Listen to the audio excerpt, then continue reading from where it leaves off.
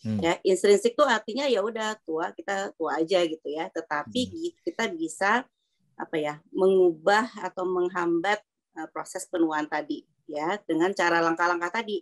5 pilar tadi yang penting.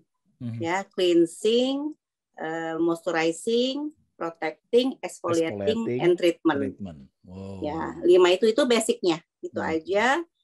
Tapi mungkin setiap orang kan akan beda-beda ya approach-nya ya atau pendekatannya. Jadi ya silakan berkonsultasi ke dokter.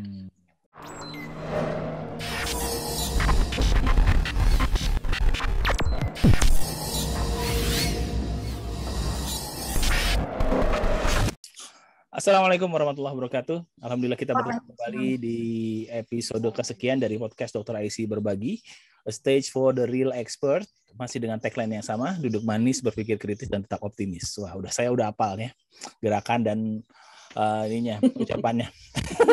Kemarin ngapalin ya susah juga ya, karena udah tua nih ya. Nah, ketuaan itu kan mengerikan ya pada sebagian orang ya, termasuk ketuaan pada kulit nih.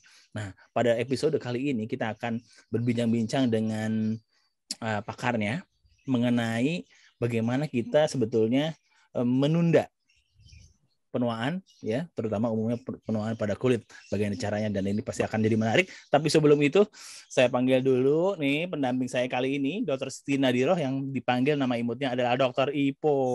Assalamualaikum, Po. Waalaikumsalam warahmatullahi wabarakatuh, dokter. Salam sehat. Alhamdulillah saya hari ini bisa mendampingi dokter dan ikut dalam menambah wawancara saya, apalagi temanya menarik banget, dokter, mengenai kulit yang menua, apalagi pada perempuan. Aduh, apalagi saya, dokter. Jangankan buat perempuan, Po, ini buat laki-laki juga begitu, ya. Nah, terutama yang menjelang usia kayak saya lah, itu udah menjelang ini ketar-ketir gitu ya. Ini kenapa gitu. Banyak aja masalahnya gitu ya. Tapi hari ini nggak jaga, Po? Alhamdulillah lagi libur, dokter. Wah, Masya Allah. Oke, langsung aja kita panggil narasumber kita kali ini, Dr. Windy Kemala Budianti, spesialis kulit kelamin konsultan.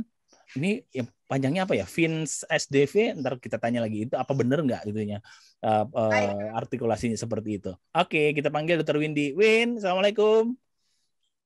Waalaikumsalam. Halo. Assalamualaikum, dokter. Dr. Ipo. Aduh, udah lama banget nih gue gak ketemu Windy.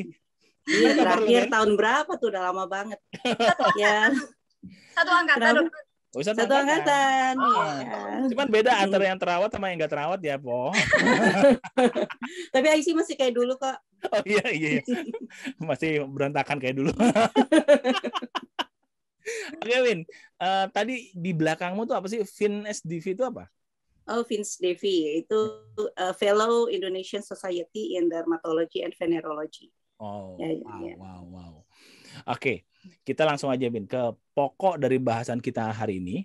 Bagaimana sih menunda penuaan pada kulit atau aging skin nama kerennya ya. Dan sebelum itu mungkin aku mau nanya, mengapa kulit kita menua? Monggo, Win. Oke. Jadi sebenarnya kalau ngobrol tentang skin aging ini ya, bukan baru sekarang-sekarang aja ya. Jadi dari dulu tuh 300 tahun sebelum Masehi ya, Alexander the Great aja udah mencari sungai yang dapat menyembuhkan kerusakan kulit akibat aging, akibat usia menua. Gitu ya. Kemudian sekitar tahun mungkin abad ke-12 kali ya sesudah Masehi, itu King Prester Joe, aku lupa deh namanya, pokoknya para raja-raja itu berusaha mencari air terjun atau katanya gold river gitu ya, untuk gimana upaya mereka untuk memperlambat proses penuaan atau tetap membuat mereka menjadi awet muda ya. Dan kita sendiri pun di Indonesia, kalau kita lihat sejarah dulu ya, kayak mangir, bedak dingin, pakai cem-ceman di kepala gitu ya supaya nggak ubanan gitu ya. Itu di reliefnya Candi Borobudur-nya itu ada tuh. Gitu ya. Jadi sejarah kita untuk upaya kita supaya nggak menua tuh dari dulu gitu ya. Nggak sekarang aja ya. Cuma sekarang mungkin udah lebih canggih gitu ya dengan keilmuan yang kita punya, gimana kita slow down the clock gitu ya. Jadi nggak bisa kita stop gitu ya, tapi gimana upaya kita untuk memperlambat penuaan ini. Gitu. Wow. Nah, balik lagi ke pertanyaan semula. kenapa secara natural kita menua gitu kulitnya? Ya, jadi Jadi penuaan itu ada dua, satu yang intrinsik, satu yang ekstrinsik. Ya, dan biasanya tuh overlap, jarang banget tuh sendiri-sendiri gitu ya. Nah, kalau intrinsik tuh memang secara kronologis ya. Jadi sudah diatur, sudah diprogram oleh Allah gitu ya, bahwa kita memang selnya tuh menuanya tuh seperti ini programnya gitu ya. Jadi berdasarkan waktu. Nah, sedangkan yang ekstrinsik memang faktor eksternal, faktor dari luar, environment factor gitu ya. Dan yang paling besar pengaruhnya adalah pajanan UV. Ya, itu yang paling besar ya. Belum lagi nanti polusi, obat-obatan, ada gangguan metabolik ya, karena sebab-sebab dari luar juga gitu ya. Dan itu memperburuk atau mempercepat terjadinya aging, atau bahkan sampai prematur aging gitu ya. Kadang-kadang usia 30 kok kelihatannya tua amat gitu ya. Ternyata ada faktor-faktor lain yang mempengaruhi gitu. Wow. Baik, jadi artinya intrinsik dari dalam, ekstrinsik dari luar ya. Yang kita bisa intervensi sebetulnya yang ekstrinsik kan? Yang ekstrinsik, betul. Ya. Nah, ini akan jadi hal yang menarik, tapi kayaknya Ipo udah gatal pengen nanya nih. Mungkin karena dia cewek kali ya, jadi wah. Yes. Ya. Aku rasa Isi juga penasaran. Iya, aku penasaran. Coba aku lempar ke Ipo aja. Silakan, Dok, kalau masalah dok, intrinsik itu apakah dari sel-selnya sendiri atau ada, kan kalau ini istilahnya saya nggak tahu berapa kayak, jangan marah-marah loh, cepet tua. Jadi dalam tanda kutip, ini orang kalau stres kan otomatis kita kepalanya agak panas ya dok, misalnya bikin apa deadline itu kan kepala kita agak panas, jadi berasa yang rambut agak rontok, kok ini jadi kayak keriput kok. Terus apakah benar dok yang benar-benar yang masalah psikis atau lebih ke masalah stresor itu apa? Jadi orang bisa lebih cepat tua selain yang ekstrinsik dokter? Oke, ya betul ya. Jadi stres itu termasuk faktor ekstrinsik ya dari luar ya, di mana dia sekarang tuh ilmu tentang psikis yang dihubungkan dengan kondisi organik tuh memang sering dicari bukti ilmiahnya ya. Demikian juga dengan psikodermatologi ya. Jadi dibilang stres ini sering memicu proses bukan rosih, tapi memicu kondisi-kondisi yang memang memperburuk sinyal dari proses regenerasi kulit gitu ya. Jadi itu juga bisa. Cuman mungkin nggak semudah mencari bukti kayak yang obat atau polusi gitu ya. Kalau stres itu kan siapa sih yang nggak stres hari ini gitu ya. Nah, jadi susah gitu menghubungkannya, mengaitkannya gitu. Pernah dibikin scoring ya, orang depresi, muda aging, tapi selalu ada gap gitu ya pada saat kita membuktikan bahwa memang stres ini yang merupakan penyebab dari aging gitu. Tapi orang sih nyadari sih, kayaknya gue makin cepet tua nih, banyak banget stresnya gitu ya. Cuman mungkin kan orang stres itu jadi kadang-kadang tidurnya jadi terganggu ya, makannya jadi nggak habitnya jadi nggak benar gitu ya, itu juga mempengaruhi sih pastinya. Wow. Satu lagi boleh dok? Iya, hajar. Dok, kalau kita kan karena jaga malam ya dok, kebetulan jaganya sama ICU, otomatis jaga saya nggak tidur. Hampir paling kalau ada kesempatan 2, mentok-mentoknya 3 jam. Siangnya pulang harapannya bisa tidur, nyampe rumah ngurus anak. Nah itu apakah juga termasuk ekstrinsik jadinya dok ya? Iya betul, secara fisik ya, ekstrinsik juga itu. Untuk ini belum sampai ini ya dok, belum sampai solusi ya dok, nanti dulu ya solusinya ya. Oh ya nanti. Sabar, tahan dulu, kita cari sebab-sebabnya dulu. Habis itu kita kurangi kan faktor risiko itu, baru kemudian kita apa sih gitu yang bisa kita berikan secara optimal ya.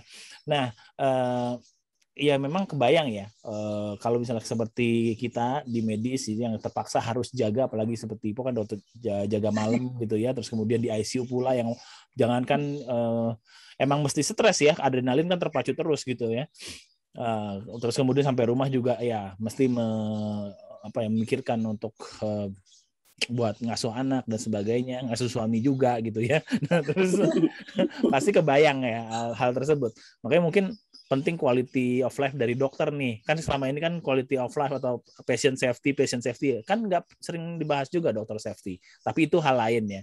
Nah, kita akan coba kulik lagi untuk lebih mendalam yang tadi Dr. Windy udah sebutkan mengenai sinar UV. Nah, ini kan sekarang kadang ada yang ini nih kontroversi nih, ada UVA, B, C, jam berapa, jam 10, jam pagi-pagi atau jam berapa. Nah, itu sebetulnya gimana sih, Ben? Ya, oke. Jadi memang kita nggak bisa pungkiri ya bahwa memang sinar matahari itu sangat baik ya, terutama untuk imunitasnya, pembentukan vitamin D gitu ya. Nah, tapi terkadang kita juga harus memperhatikan bahwa setiap ras kita juga mempunyai reseptor vitamin D-nya yang berbeda-beda gitu ya, sehingga kulit yang terang, yang kita istilahnya ada kategori Fitzpatrick namanya ya, Fitzpatrick 1 sampai 3 itu kulitnya terang, dari yang putih banget sampai yang ya sawo bukan sawo matang sih, bukan sawo yang muda gitu ya. Oh ya, kulitnya terang deh gitu, Caucasian gitu ya. Nah, itu biasanya mereka akan lebih cepat rentan terhadap sinar matahari dibandingkan orang yang kulit yang eksotis kayak kita di Indonesia gitu ya. Jadi jadi kita kulit tipe 4 sampai 6 namanya ya. Jadi itu kulit dari gelap dikit sampai ke gelap banget gitu ya. Nah, itu biasanya dia lebih tahan terhadap sinar UV ya. Nah, tetapi kekurangannya dia membentuk vitamin D-nya tuh lebih sedikit dibandingkan yang kulitnya terang gitu ya. Jadi untuk penduduk-penduduk Asia kayak kita nih memang banyak sekali yang kekurangan vitamin D ya, diduga karena memang reseptor dari vitamin D-nya juga berbeda gitu ya. Nah, mengingat sekarang lagi pandemi COVID ya, memang banyak sekali orang berjemur ya. Dan sumbernya juga macam-macam ya. Jadi kita juga di Perdoski ya, itu mencoba juga untuk menganalisis dari beberapa sumber. Kapan sih sebenarnya waktu terbaik untuk mendapatkan vitamin D ya? Karena vitamin D juga perannya penting nih buat skin aging gitu ya. Ya, jadi sebenarnya yang paling bagus adalah kita melihat di aplikasi ya, tentang biasanya tuh aplikasi weather atau apa sih macam-macam gitu ya, untuk melihat UV index gitu. Ya, jadi UV indexnya itu kalau saya nggak salah tuh 1 sampai 11. Nah, di UV index yang 3 ya itu kita udah butuh proteksi. Ya, karena makin tinggi UV indexnya artinya radiasi UV-nya makin besar ya. Nah, jadi UV index 3 tuh kita udah butuh sunscreen gitu ya, atau bisa yang fisik juga pakai topi, kacamata. Nah, tetapi kalau kita mau berjemur untuk dapat vitamin D, itu pada UV index 6 sampai 8. Gitu ya. Ya, dan nggak perlu sebadan-badan gitu ya. Jadi cukup lengan aja, lengan, tangan, kemudian lutut ke bawah itu udah cukup. Gitu ya, 30% dari area tubuh. Wajah sebaiknya tetap kita cover dengan sunscreen, gitu ya. Ya, mata juga kita pakai sunglass gitu ya. Jadi tetap kita harus melindungi, gitu. Dan jemurnya juga nggak usah lama-lama banget gitu ya. Kalau misalnya kulitnya terang itu cukup 5 sampai 15 menit.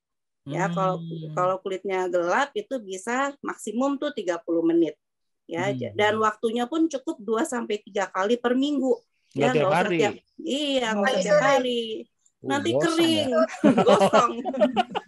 Kering. Kayak tempe. Kayak ikan asin dijemur. Gitu ya. Jadi memang ada yang penting kan efektif ya untuk membentuk vitamin D gitu ya. Itu karena kita tahu tadi UV tadi juga akan merusak DNA kita bila terpajan terus-menerus, dan itulah merupakan checkpoint pada saat kita mulai terjadi aging. Biasanya umur berapa yang kita mesti benar-benar antisipasi nih supaya kita bisa memperlambat? Ya, oke. Jadi sebenarnya begitu kita udah dilahirkan, proses aging itu udah berjalan. Ya, karena setiap ada pembelahan sel, jadi yang menentukan aging intrinsik itu adalah faktor yang paling penting adalah telomer gitu ya. Kita ingat ya, telomer kan di ujung-ujungnya kromosom ya gitu ya. Dan setiap ada pembelahan sel, telomernya tuh memendek gitu. Ya. Nah, itu jadi pada saat kita lahir tuh pembelahan sel terus berjalan. Nah, telomernya makin memendek gitu ya. Tetapi pada usia 20 itu dikatakan pajanan tuh udah paling banyak. Ya, kita tahu usia 20 kan kita udah mulai banyak aktivitas ya. Jadi pajanan ekstrinsiknya udah banyak banget ya, polusi, UV, yang laki-lakinya udah belajar merokok gitu ya, yang perempuan juga macam-macam gitu ya terpaparnya gitu ya. Jadi sudah mulai banyak faktor ekstrinsik gitu. Nah, jadi sebenarnya pada usia 20 tuh udah mulai tuh aging, proses aging. Wih, 20 nah, ya? Iya, usia 20. Tapi pada usia 30 itu sudah ada subclinical aging gitu ya. Jadi kalau misalnya dilihat sih belum tua, masih muda banget gitu ya. Tapi kalau kita biopsi itu sebenarnya udah terjadi gangguan dari kolagennya, serat elastinnya itu sudah terganggu. Jadi sebenarnya usia 30 tuh udah subclinical aging tuh udah terjadi. Wah, 30. Kalau Kita apa kabar ya sih? Udah lewat ini. Kita apa kabar ya? Udah nggak bisa dicegah sih. Iya. Ya, tapi kalau misalnya di atas umur segitu, nah itu jadi pertanyaan kan. Kalau di atas umur segitu, memang masih ada nggak yang bisa kita lakukan, Win? Oh, tentu bisa, banyak ya. Jadi banyak hal yang bisa kita lakukan karena pembelahan kan tadi masih terus berjalan ya. Jadi kita masih bisa menghambat, mungkin setengah jalannya lagi masih bisa kita hambat gitu ya gitu. Dan mungkin kita juga udah bisa mengenali nih mana yang tanda-tanda agingnya gitu ya. Nah, mungkin perlu disampaikan dikit ya apa perbedaan yang intrinsik dan ekstrinsik. Kalau kita lihat dari kulit ya. Nah, kalau intrinsik tuh khasnya adalah penipisan kulit. Ya, biasanya kalau di wajah tuh udah mulai kelihatan kayak pembuluh darah ya, telangiektasis tuh itu menunjukkan kulitnya tipis ya. Terus kerutannya halus gitu ya. Jadi kalau kita ketawa gitu tuh kayak gini nih, itu baru kelihatan tuh ininya kerutannya gitu ya. Kemudian kulitnya kering ya. Itu kulit kering tuh 30-80% tuh keluhannya orang kulit kering. Itu karena intrinsik ya. Kemudian kulitnya kendur ya. Jadi kalau diginiin tangannya tuh nggak balik lagi tuh. Kalau dicubit tuh dia tetap gitu ya. Orang bilangnya kayak cigarette paper gitu. Jadi saking kusutnya gitu ya. Nah kemudian udah mulai timbul tumor-tumor di kulitnya. Kayak keratosis seboroid ya. Kayak lalat ya.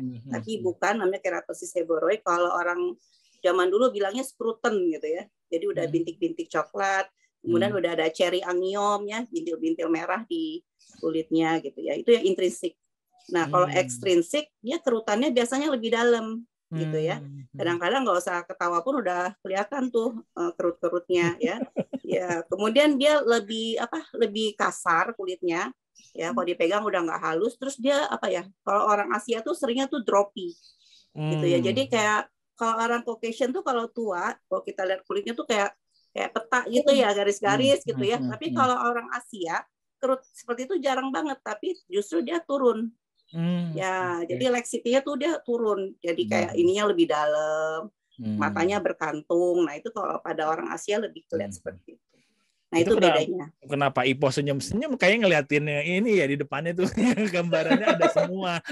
Kalau saya lagi belajar, saya sampai mana gitu loh, Dok. Gitu. Betul, yang hampir beberapa itu kok iya ya di saya gitu loh, Dok. Oke. Wah, ada pertanyaan lagi nggak?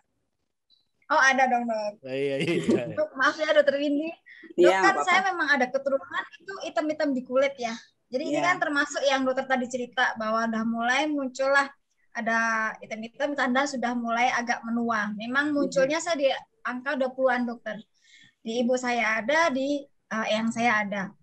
Untuk SPF 50 itu memang saya pakai, cuma saya bukan yang tipe-tipe rutin. Jadi seingat saya aja Dok pakainya. Nah, untuk kedepannya apakah itu SPF 50 atau di atas 30 itu membantu kita untuk mengurangi flek-flek hitam dan proses pengerutan, Dok? Oh ya, oke. Ya.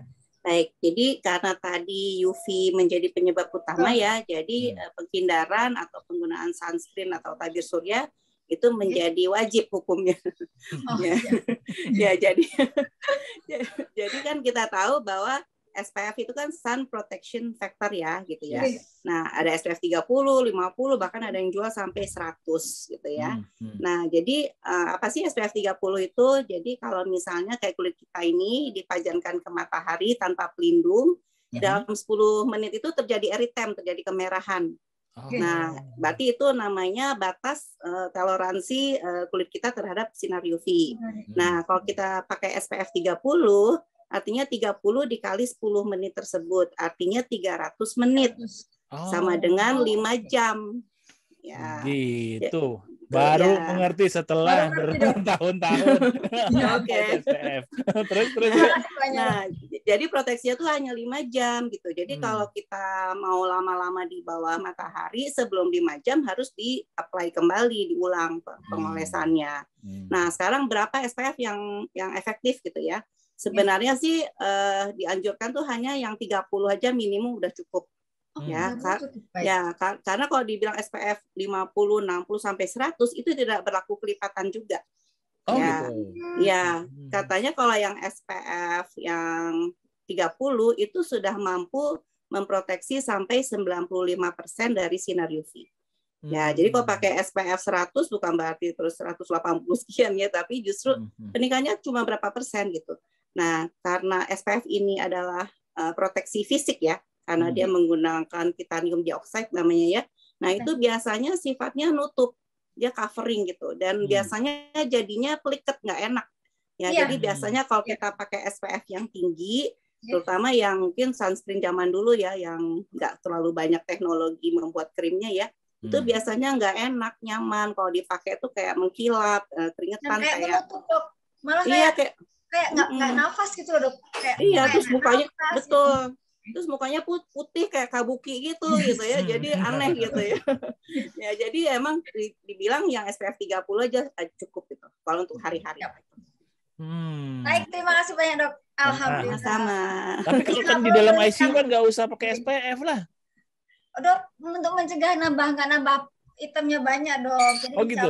Emang begitu. Kalau kita di luar misalnya di indoor gitu perlu nggak SPF gitu? Ya, sebenarnya kan sinar-sinar buatan juga memancarkan UV ya, cuman memang nggak sekuat dari sinar matahari. Berarti ada ini ya, ada alibi buat Ipo untuk memakainya di dalam ICU.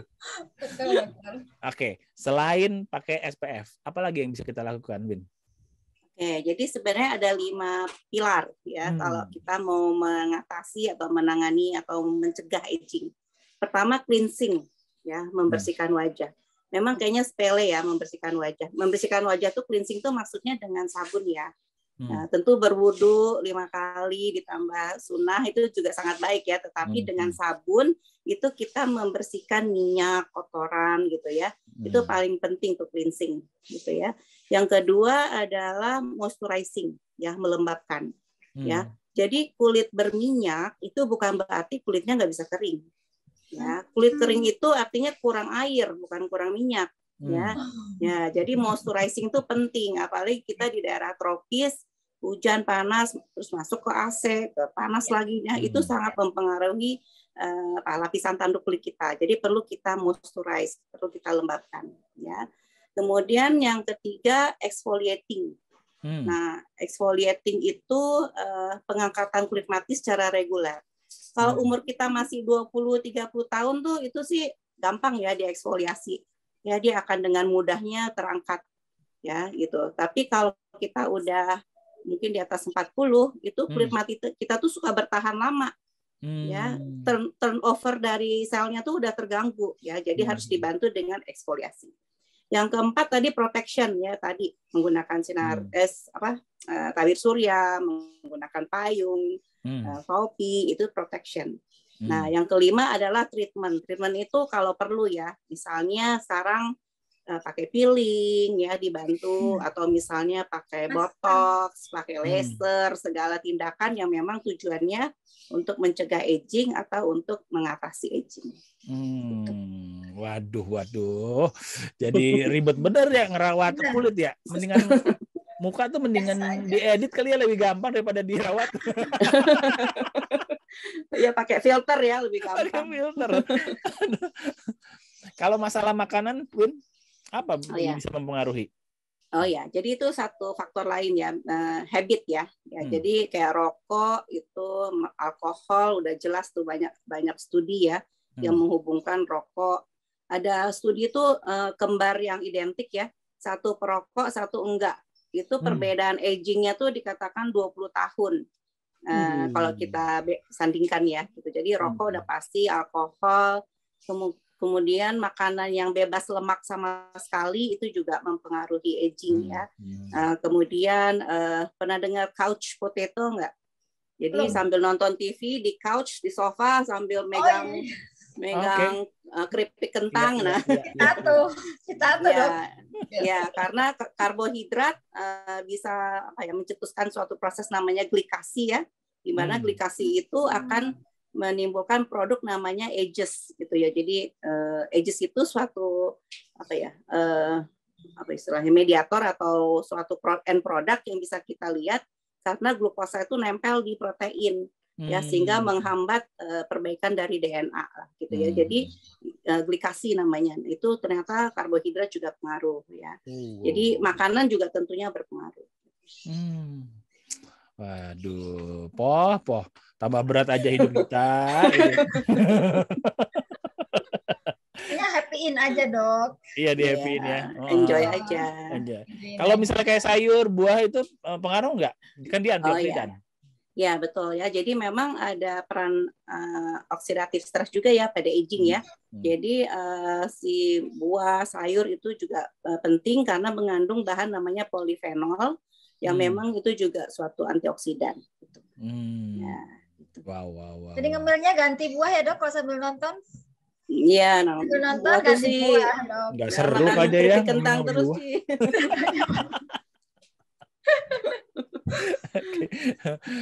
Kalau selain makanan, kalau lu ada pertanyaan langsung aja ya, nggak apa-apa. Nah, kalau selain makanan, misalnya kayak exercise gitu, pengaruh banget nggak, Win?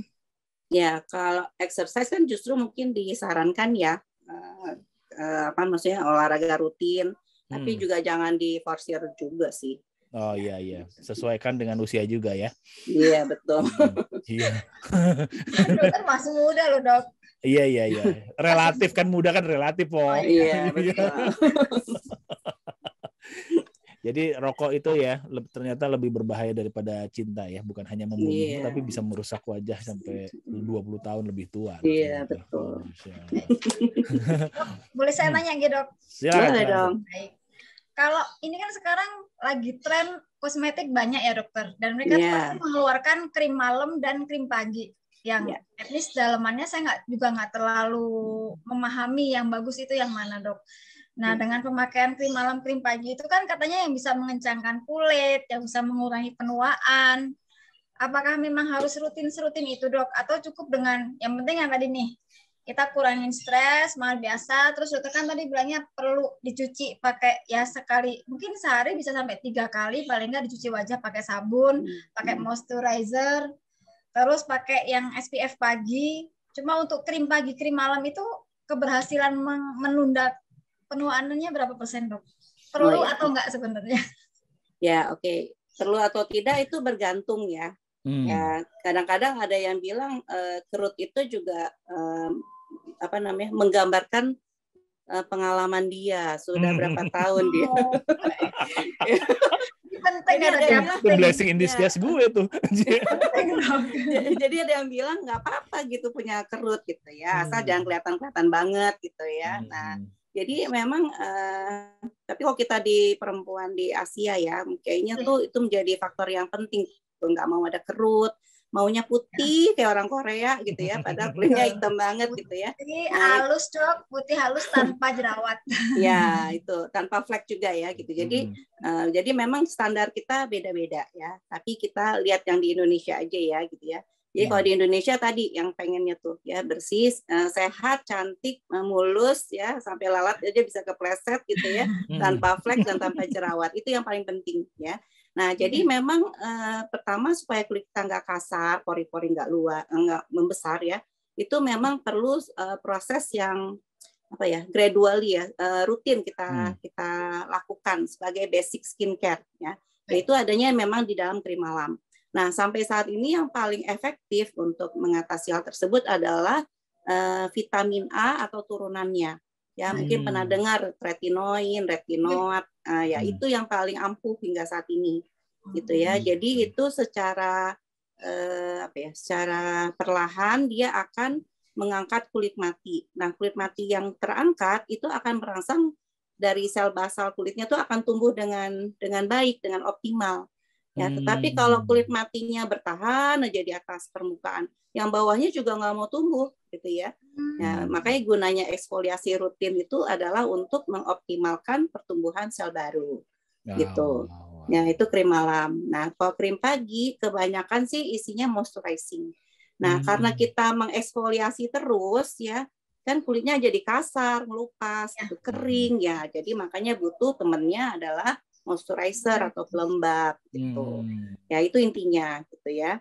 Dengan sabun, laki-laki sama aja. Ada juga. Oke, baik. Dokter. Iya, sama. Enggak, gue baru bilang. Nah, makanya ibu-ibu jangan lupa ya, ada zikir pagi, ada zikir malam. Ya. Nah, sambil juga jangan lupa ada krim pagi sama krim malam. Ya. Jadi itu udah banyak banget ya. Jadi siap-siap bapak-bapak, ibu-ibu, untuk bapak-bapak ya, para suami tolong kencangkan ikat pinggang. Ya, ya bener nambah dok. Siap. Nambah. Bapak-bapaknya minta beli juga soalnya. Nah makanya ntar kan ibu-ibunya, wah ini ibu-ibunya kok awet muda nih, bapak-bapaknya yang namanya lebih aging prosesnya lebih cepat gitu. Iya. Oke. Nah bedanya tadi kan bedanya antara pria dan wanita secara biologis mengenai aging skin ini ya gimana, Win? Iya. Kalau untuk kolagen mungkin sama ya, perannya itu kolagen 1 sama kolagen 4 sih terutama ya. Itu sama, kita orang Asia, ras Asia itu sama. Yang beda mungkin adalah pengaruh hormon. Ya, karena pada perempuan itu begitu dia menopause, dia estrogennya turun, itu mulai berantakan tuh metabolismenya, kemudian regenerasi kulitnya itu semua mulai terganggu gitu ya. Nah, walaupun mungkin kalau perempuan mungkin lebih awal ya dia pakai krim-krim gitu ya dibandingin laki-laki ya. Cuma kalau laki-laki mungkin lebih banyak yang merokok, alkohol gitu ya. Gitu. Itu aja yang membedakan habitnya. Tetapi kalau dari intrinsiknya tuh sebenarnya tuh sama kecuali tadi yang hormonal tadi. Wow. Jadi artinya perawatannya bukan tergantung dari jenis kelaminnya, tapi tergantung tipe kulitnya ya. Ya tipe kulitnya betul. Cuman kalau laki-laki tuh biasanya kan nggak mau ribet ya sih ya. Iya. Maunya kalau bisa satu krim jadi cepet ganteng gitu ya. Iya. Kalau gitu. Ya. Kalau perempuan tuh malah senang tuh step by step biasanya ya tuh dikupur dulu apa gitu ya. Tapi kalau laki-laki, tapi sekarang juga perempuan yang pekerja juga sekarang maunya dok krimnya jangan banyak-banyak deh gitu. Tapi pengennya instantly cakep gitu ya, glowing gitu ya. Kadang-kadang suka agak susah sih kalau ada pasien gitu ya. Ya. Jadi biasa juga laki-laki tuh nggak suka tuh kalau terlalu merah wajahnya ya. Jadi biasanya kita aturnya di konsentrasinya gitu ya. Tapi kalau perempuan sih makin merah, iya nih gue ke dokter kulit gitu. Jadi malah senang gitu ya gitu. Humairah bersemi-semi merah. Betul, Humairah. Kalau ini kan cowok ngapain gitu kan. Po, silakan Po. Oh ya, dok. Kita ada krim kan dokter tadi bilang bahwa cewek itu step by step-nya banyak ya dok. Kita pun krimnya itu ada yang membersihkan dulu, terus nanti ada essence, ada yang bentukannya saya lupa namanya apa, endingnya ada serum dok. Apakah serum itu bermanfaat buat agingnya nanti, mengurangi penuaan? Ya, jadi yang basicnya kan tadi ya sabun, pelembab, sunscreen, night cream. Cuman 4 itu sih sebenarnya ya. Tapi tambah-tambahannya nih biasanya tuh serum A, serum B, serum C, serum D. Ya serumnya banyak gitu ya. Yang mana nih serum? Karena semuanya bilangnya bagus pasti dok. Kan mereka yang jualan nih, oh ini bagus ada ini. Sampai terus kalau udah usia 30 ganti lagi. Ya, jadi serum betul. Jadi serum itu kan banyak juga isinya kandungannya ya. Ada yang vitamin C yang mungkin yang lebih umum ya. Nah, vitamin C itu baik secara sistemik maupun topikal itu ternyata bermanfaat untuk regenerasi kolagen gitu ya, terus juga membuat distribusi pigmennya itu menjadi lebih baik ya, jadi juga untuk flek-flek itu juga lebih baik vitamin C. Tapi sekarang juga banyak tuh serum ada kolagen, ada serum AHA tuh buat eksfoliasi ya. Jadi sebenarnya peruntukannya tuh beda-beda gitu ya. Jadi belinya banyak lagi ya dokter yang pakainya. Ya mungkin kita nggak usah terlalu banyak, tapi fokus pada apa yang mau kita treat gitu. Baik. Kalau misalnya kita lihat oke-nya jerawatnya lebih parah atau fleknya lebih parah, nah kita pilih serum yang itu. Jangan semuanya, kasihan suamimu, Po. Ada beberapa tujuan, Dok. Jadi kan tetap pengen lebih cantik, Dok. Iya. Itu manusiawi ya, Mas. Nah, Win, tadi kan ada satu kalimat yang lo ucapin, keratosis seborrheic itu ternyata ada juga yang sebetulnya bukan penyakit keratosis seborrheicnya, tapi juga merupakan satu aging proses. Bagaimana kita membedakan ini ya pada orang yang memang keratosis seborrheic ya, ini adalah aging proses atau ini karena penyakitnya gitu? Oh ya, jadi biasanya ada keratosis seborrheic yang memang kok dibilang genetik, bukan genetik, tapi orang tuanya juga seperti itu gitu ya, gitu. Tapi kalau dicari genetiknya bukan penyakit genetik yang seperti biasa gitu ya, tetapi memang kayak bakat deh gitu. Nah orang tua, jadi biasanya dari usia muda pun udah ada. Nah usia muda udah ada, misalnya usia belasan waktu di SMA itu sudah timbul mungkin sedikit. Nah pada saat dia hamil, terutama pada trimester kedua ketiga, ada imbalance hormonal itu juga mempengaruhi, biasanya tambah banyak gitu ya, gitu. Katanya sih masih ada hubungannya dengan intoleransi glukosa gitu. Intoleransi glukosa ya gitu ya itu. Terus kemudian ditambah lagi dengan sinar matahari gitu. Nah, tapi kalau dilihat bentuknya sih ya mirip-mirip ya. Ada yang flat, ada yang seperti cerebellum, dia pakai gelombang-gelombang gitu ya. Ada yang tumbuhnya gede banget, dikiranya tumor basalioma, rupanya hanya keratosis seborrheic. Nah, itu biasanya karena faktor eksternal tuh yang kayak gitu, gede-gede gitu. Nah, tapi kalau yang memang bawaan tuh biasanya dia kecil-kecil. Kalau misalnya karena dia aging proses, apa yang kita lakukan pada kondisi itu? Kalau udah itu kan golongannya tuh udah tumor ya, jadi nggak bisa lain kecuali diberikan tindakan ya. Kalau dia masih kecil kita bisa bedah listrik ya, atau cutter atau laser. Tapi kalau udah besar terkadang sampai harus bedah eksisi ya, gitu untuk buang. Gitu. Wow. Poh, gimana Poh? Di unmute dulu, jangan lupa di unmute dulu.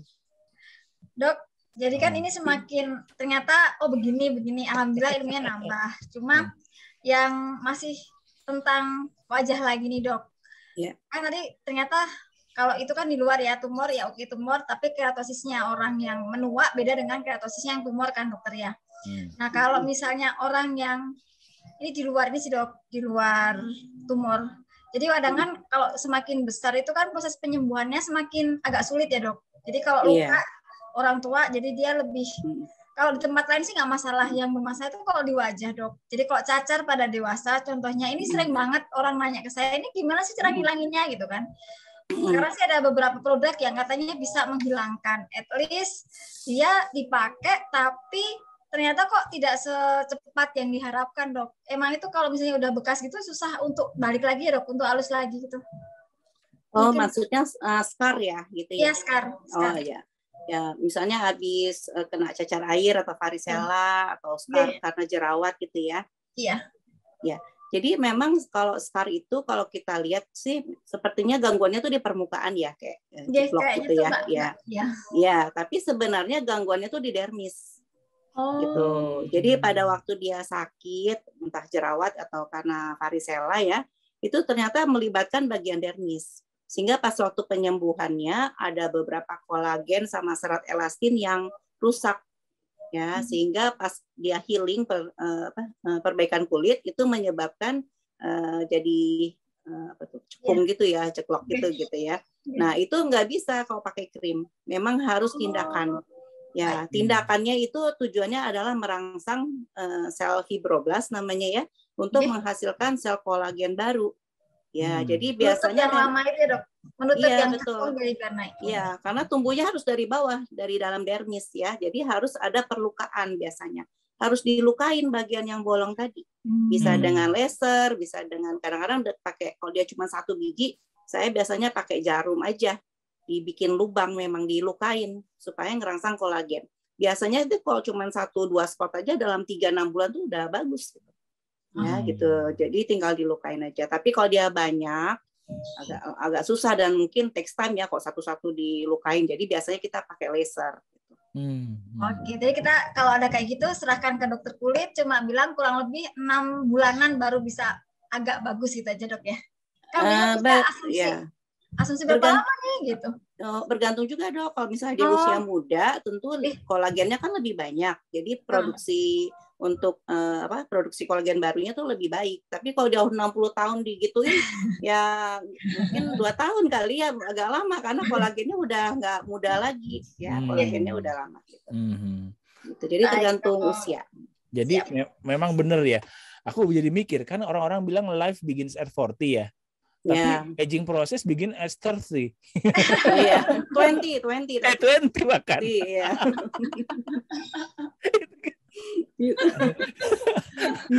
Enggak lah. Memang Allah tuh adil ya, pada saat dimana kita umumnya udah punya uang, nah kita ingat-ingat bahwa sakit kita lebih banyak ya. Iya, betul. Aduh, seru banget nih. Nah, ini mungkin untuk orang awam nih, Win.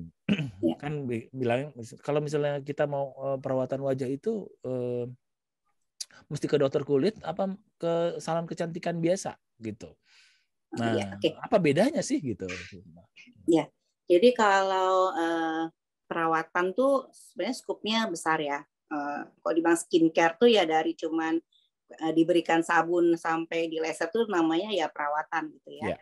Nah, tapi kalau misalnya kalau hanya untuk membersihkan wajah, orang bilangnya facial gitu ya, itu sih boleh-boleh aja sih di salon kecantikan, di beautician yang melakukannya boleh-boleh aja.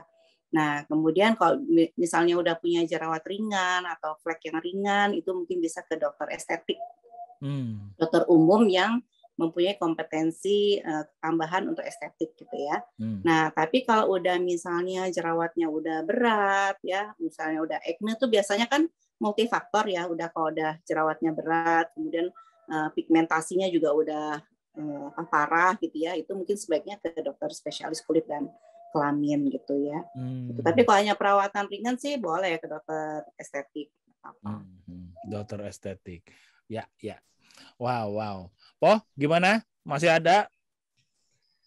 Nanti kebanyakan. Nggak masalah. Nggak apa-apa. Mumpung gratis. Ya Allah. Dok, sebenarnya nanya lagi ya dok ya. Ini pengalaman sehari-hari aja dokter. Jadi kita itu kan tidak jauh dari pasien saya, pasien cancer. Yang at least mereka mikirnya pasti di kankernya yang tidak akan kayaknya berasa aku kena kanker berat, kayaknya nggak bakal sembuh deh, gitu kan. Nah, ujung-ujungnya kan mereka memang jarang untuk merawat wajah ya dok.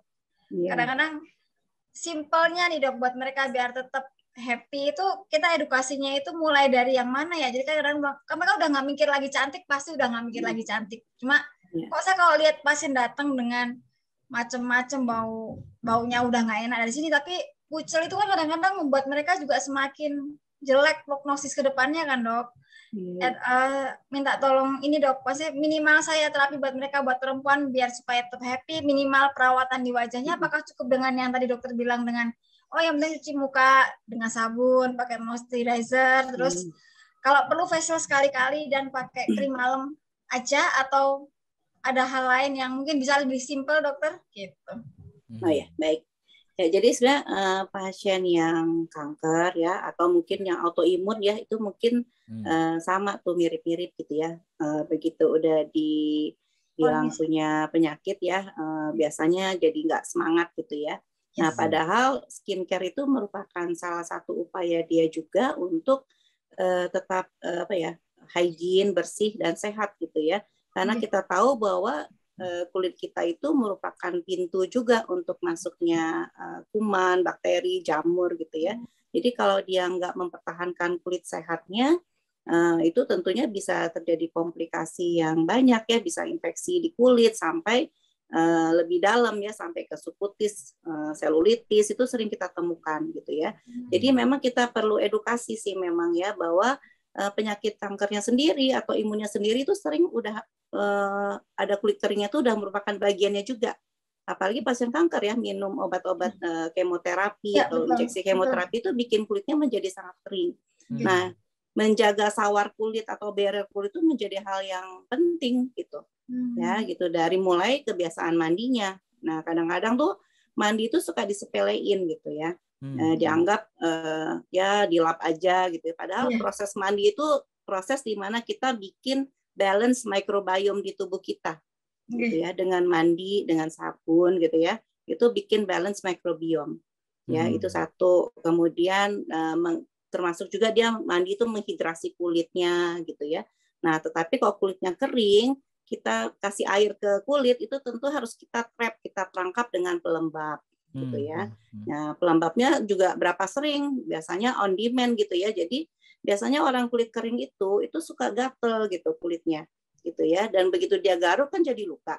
Nah, itu jadi port d'entrée buat si infeksi gitu ya, kuman ya gitu. Nah, jadi pakai pelembab tuh harus sering gitu. Jadi memang kalau perlu 3 kali, 4 kali ya boleh-boleh aja, nggak apa-apa gitu ya. Itu kalau udah kulitnya kering, kita justru harus ngejar supaya kulitnya tuh jadi rapat lagi. Karena kalau kulit kita kering, kulit kita tuh kayak gini nih, renggang gitu. Sehingga mudah masuk apapun, bahan kimia, mikroba gitu ya. Jadi kulit kita harus kita bikin kayak gini lagi, rapat lagi. Rapat lagi. Iya, dari mana? Dengan air terus pelembab gitu. Ya, jadi itu penting banget memang kita mengedukasi. Minimal banget berarti cuci muka dan pelembab aja, Dok. Minimal yang paling mereka jangan tinggalkan. Oke, Dok. Iya. Dok, boleh nanya lagi nggak? Udah nggak sungkan. Kan kita kalau wanita itu kan sebenarnya kita tuh pasti ada masalah atau psikologi untuk pasien kanker payudara sama masalah yang kandungan, Dok. Mesti kan mereka hormonal ya. Ada hubungannya dengan aging nggak sih, Dok? Cancer pada masalah yang ada hubungan dengan hormonal atau perempuan dengan penuaan? Oh ya, banyak hubungannya ya. Pertama dari tadi ya, terutama sih hormon estrogen. Ya, begitu hormon estrogennya turun itu akselerasi dari agingnya tuh cepat banget tuh ya. Gitu. Jadi itu kemudian belum lagi obat-obatannya. Ya, kita tahu dia nggak hanya membunuh tumornya aja ya atau kankernya ya, tetapi DNA dari sel-sel lainnya juga ikut termasuk di kulit. Ya, jadi itu pasti berpengaruh banget gitu. Wow. Baik, terima kasih banyak, Dokter. Nggak kerasa nih kita hampir 1 jam ya. Ilmunya banyak ya. Iya, ilmunya banyak dan itu berhubungan dengan kita. Pokoknya gue dengan siapa? Dengan kita.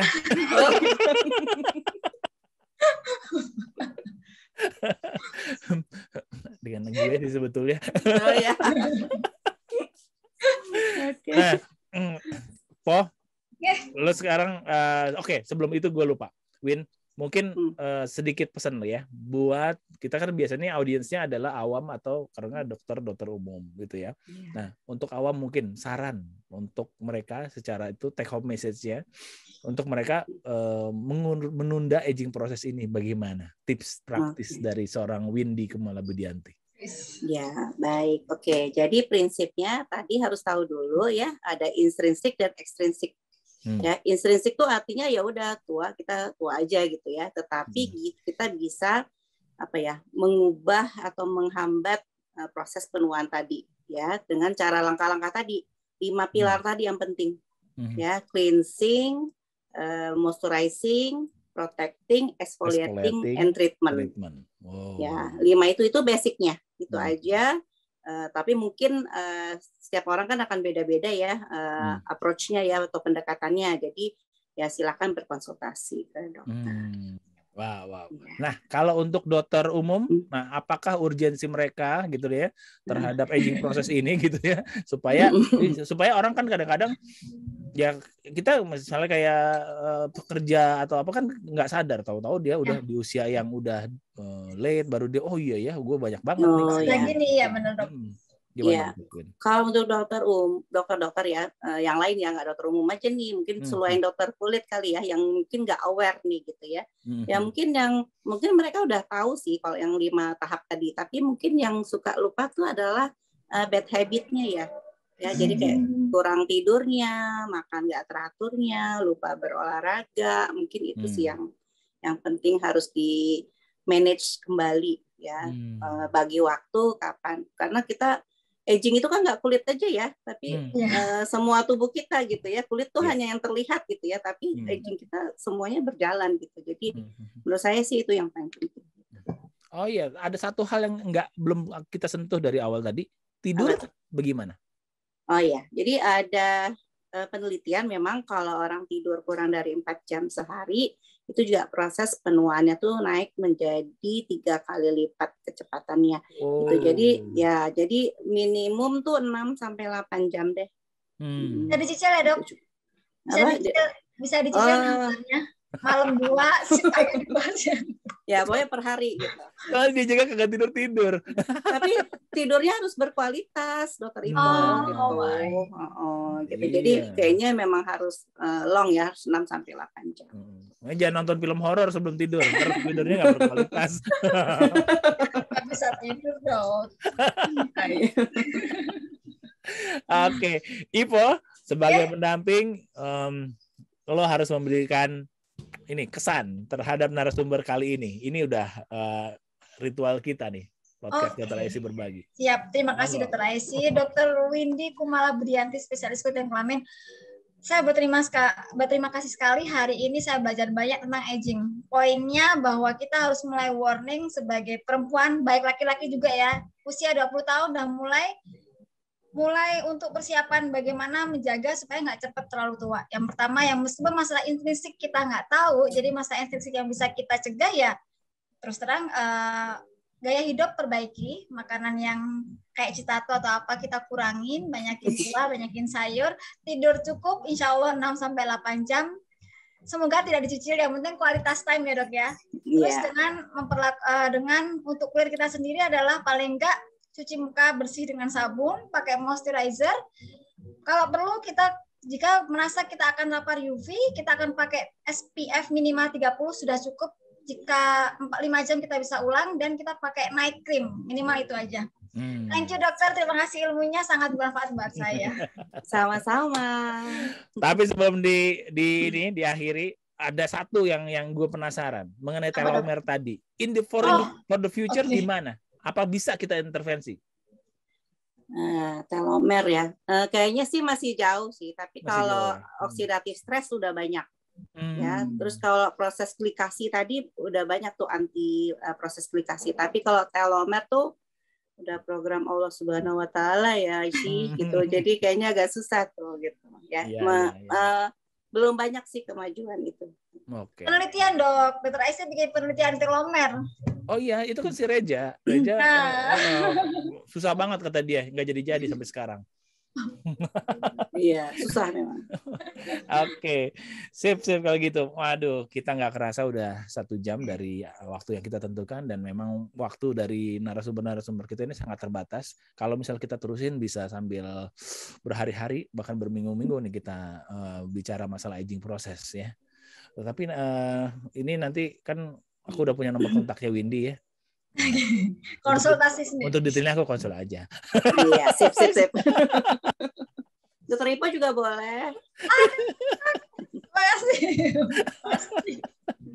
Oke, terima kasih Dr. Windy Kumala Budianti, spesialis kulit kelamin konsultan, Vince DV. Wah, itu aku udah hafal sekarang ya.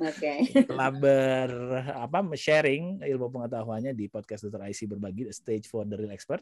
Dan juga terima kasih kepada Dr. Siti Nadirah atau Dr. Ipo atas waktunya yang mendampingi saya di hari ini, karena saya akan ribet kalau misalnya tentang aging proses nggak didampingi sama seorang wanita. Oke, kita sampai di ujung dari acara kita podcast Dr. Aisy Berbagi, masih dengan tagline yang sama, duduk manis, berpikir kritis, dan tetap optimis. Sampai jumpa di episode berikutnya. Assalamualaikum warahmatullahi wabarakatuh. Waalaikumsalam warahmatullahi wabarakatuh.